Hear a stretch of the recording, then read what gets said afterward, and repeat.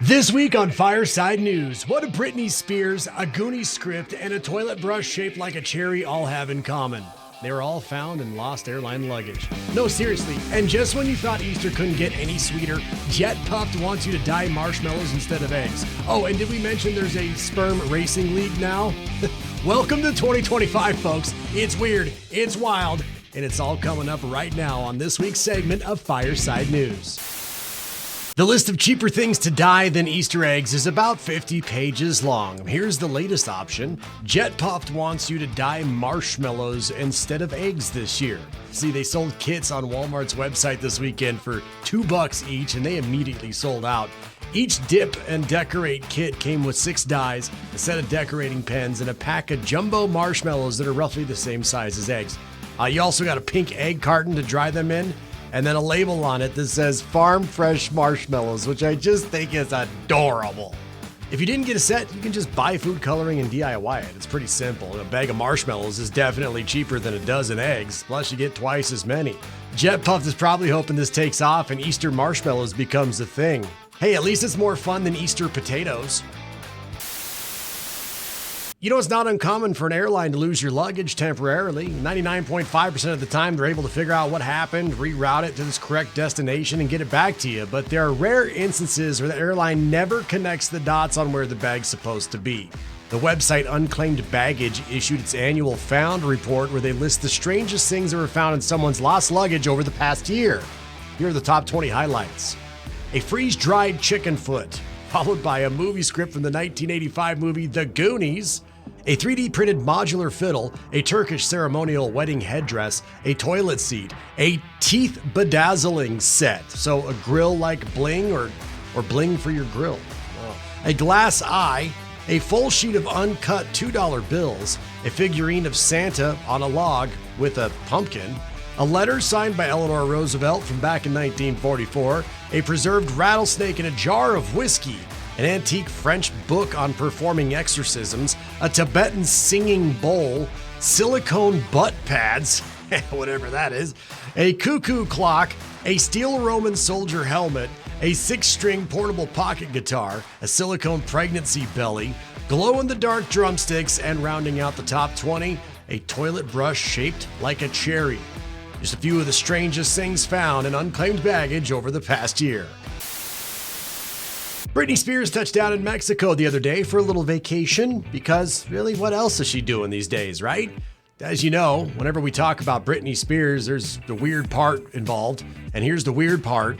One of her bodyguards, a pretty massive, bald, scary-looking dude, was carrying a baby doll wrapped in a pink blanket when they got off the plane. Britney does have a doll collection, which isn't uncommon at all. But the fact that she has to take one with her when she travels, it's a little weird. It has to be carried and cared for like a real child. That's even weirder. There's something a little off about it. Although, I guess as long as she doesn't think it's real, then that would just be crazy. If you're a degenerate gambler and need something to bet on after the Masters, well, here's a fresh option for you. The newest sport you can have on your bingo card is sperm racing. A startup in LA says it's launching a first sperm racing league, and they claim it's not a joke. They're live streaming the first event on April 25th from the Hollywood Palladium Theater on Sunset Boulevard. Tickets to see it in person are on sale now. They built a microscopic racetrack so guys go head to head and see who's got the fastest swimmers. The track mimics the dynamics of a woman's reproductive system, so we're guessing there's no actual egg involved. They say the point is to bring attention to fertility and turn health into competition because it's something you can train for just like any other sport. Saying, quote, "It's about making male fertility something people actually want to talk about, track, and improve." They say the new league will have everything other sports have, including press conferences, weigh-ins, play-by-play commentary, and of course betting. You're going to be able to pick favorites and bet on winners. The first race will feature competitors from UCLA and USC, so a real cross-town rivalry, But they eventually hope to get celebrities involved too. I'm putting my life savings on Nick Cannon. Well, Katy Perry, Gayle King, Jeff Bezos' fiancée Lauren Sanchez, they all successfully completed their space flight, and I'd call it a mission, but there really wasn't much of a mission unless you count rich people showing off as a mission. It was an all-female flight that also included a filmmaker, a former NASA scientist, and a research scientist. It was about 10 minutes long. They flew the altitude of 62 miles, just above what's called the Kármán line, which is the edge of the Earth's atmosphere, right? After touching back down, Katy said, quote, "I feel super connected to love." She added that during the flight, she sang "What a Wonderful World" instead of one of her own songs, saying, quote, "It's not about me. It's not about singing my songs. It's about a collective energy and a mirror. It's about us. This is all for the benefit of Earth." By the way, Katy also says she's writing a song about her experience, which if you heard her last album is more of a threat than a promise. Oh, and Jeff Bezos face planted while trying to greet the capsule when it returned, so I got a good chuckle out of that. There's good news and bad news. Researchers claim they figured out the secret to having a great day, but it involves math. Kinda.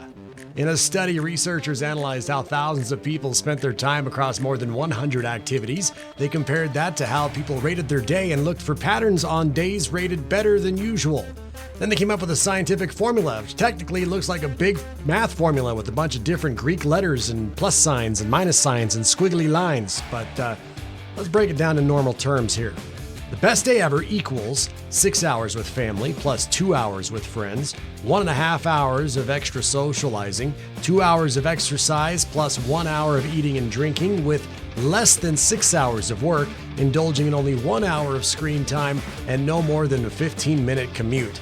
So basically, be fit, fun, and available with some relaxation and indulgence, and somehow avoid working or commuting too much, which they lost me at all the plus signs they added there. Someone tried to do it, and they found out that you don't need to hit every mark to feel better. You just need to make some intentional tweaks, cut back on social media, get outside for some light exercise, make an effort to hang out with someone you love, and close your laptop when your workday is done, not when your nervous system collapses. They add, quote, "It's about choosing presence over productivity and connection over convenience." There you go, a mathematical formula for a truly joyful day.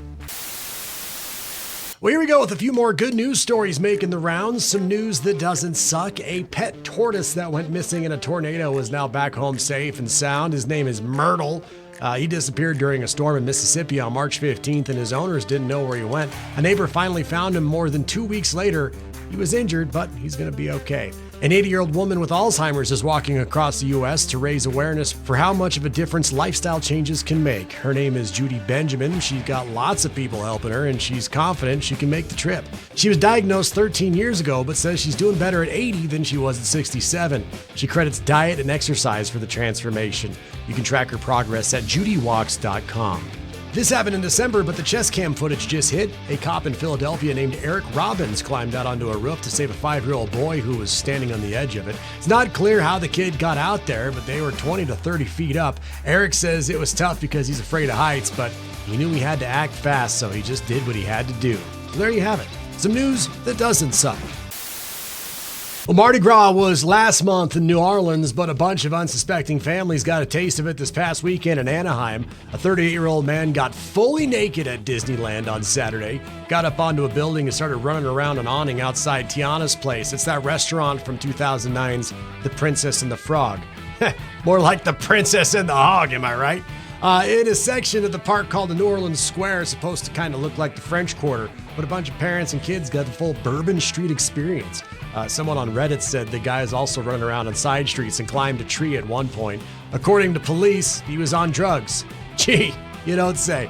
Park security eventually corralled him and Anaheim police took over. They didn't give a name, but said that he's from Canada.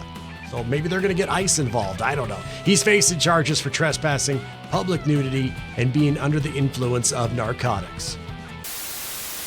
Many people do not like the extra fees that restaurants charge, including auto gratuities, but be careful with your criticism because you could be charged another fee for complaining. Someone online shared a photo of a receipt showing that they were charged $5 for whining. Even crazier, actually, the receipt itemized it as a bitching fee. The customer claims the fee was apparently because they informed them they were served the wrong beer. There aren't any more details, really. So it's unclear what exactly went down or how the place gets away with this, but something seems a little bit off. A customer says it was just a regular pizza place in Indiana and not a place that intentionally messes with people like Dick's Last Resort or something, right? They insist it's legit. And for what it's worth, the customer admits they're complaining but weren't overly whiny or bitchy about it. They also say they laughed it off, but people online, they're not cool with it. What do you think? A restaurant charging a customer a fee for bitching. Remember the great toilet paper shortage of 2020?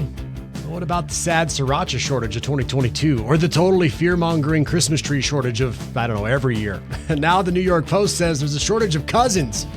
Yeah, that's not a brand. It's the kids you were forced to hang out with growing up and the annoying adults you're forced to be social media friends with. The idea is that millennial parents are not having as many kids as they were around growing up. There's actual data on declining birth rates. But the idea has apparently gone viral on TikTok, where a female millennial talks about the issue. She says that when she and everyone she knows was growing up, there are countless cousins around. Now her kids have 2 cousins on one side and 3 on the other, and that's it. She says it's just so different. But yeah, apparently now there's a shortage of cousins.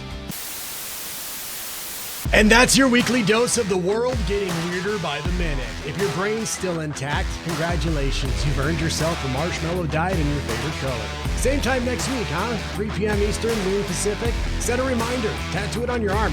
Whisper it to your smart speaker. Just don't miss it. Oh, and hey, if you haven't subscribed yet, now's your chance. It's the big red button. Smash it like it owes you money.